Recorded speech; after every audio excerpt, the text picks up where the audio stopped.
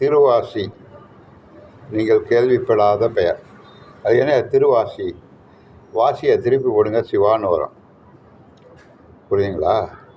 அதாவது தில்லை நடராஜ சிலை. நீங்கள் யூடியூப்பு, கூகுளில் சர்ச் பண்ணிங்கன்னா தில்லை நடராஜர் உருவம் ரவுண்டாக ஒரு ரிங் இருக்கும்.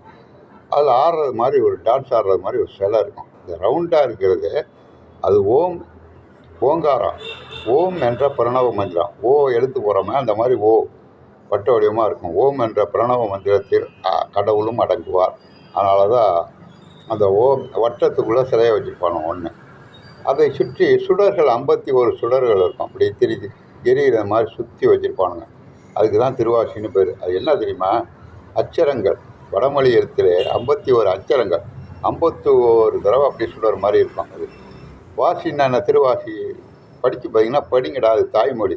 அதனுடைய எழுத்து மற்ற உலக எழுத்துக்கள்லாம்